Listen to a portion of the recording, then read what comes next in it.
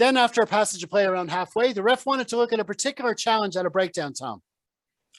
Yeah, I suppose we're talking about the Kolbe and the Peter Steph the tight instead. Mac had sort of caught the ball a little bit behind him from Hugo, and he cut back inside, and he ran into a double tackle from Chesley Colvin and Peter Steph the Twite. Obviously, we know the end result. Kolbe got 10 minutes. But for me, I think South Africa were very lucky. We've spoken about different instances of rugby over this year about being refed on an outcome basis rather than looking at the incident itself. We spoke about Baird's incidents against the Sharks, going back with a league game with us a while ago. Not that this is a similar incident, but it's a similar process where it's getting refed on the outcome rather than what happened.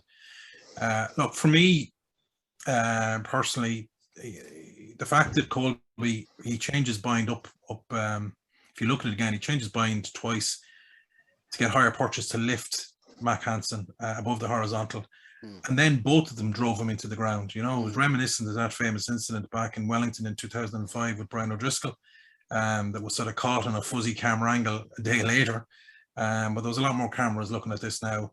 I think South Africa were lucky just to get away with a yellow. People might say, look, he landed on his, you know, there was talk, you could hear the ref saying he landed on his back, but it's not Mac Hansen's fault. He freed his hands to put his hand down to break his fall and then sort of twisted it. You know what I mean? That, again, this is what we're talking about, been outcome result and whatever, you know, what happened. So I think South Africa got away with one a bit.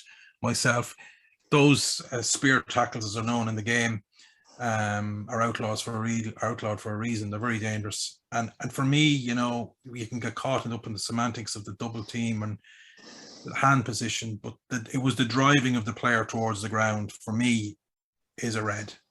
You know, it's they have a choice there to get him down safely or not, and they chose to drove him to the ground.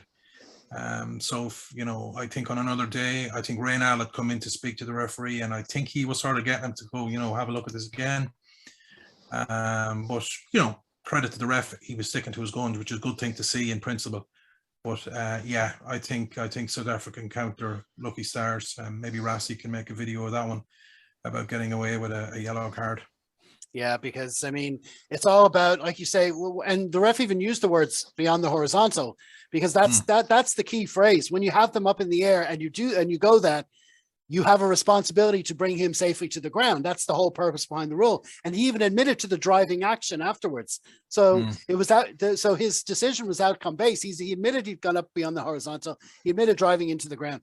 And what I hate about these issues is that we try to be objective talking about them, but the three of us here, we're Irish fans. Of course, we're going to say it's a red card, but that's not what this is about. When we have to take the jerseys out of these discussions, because it's done for a reason. And you know, there was someone saying it could, you know, it went to, apparently South African TV were saying it shouldn't have even been a yellow card. Then you have other people saying it should have been 2 red cards. You know, it's like, where does it fall? But when it's as stark as that, it's a shame. But but that's how it went, and we had to move on from there, you know. So anyway,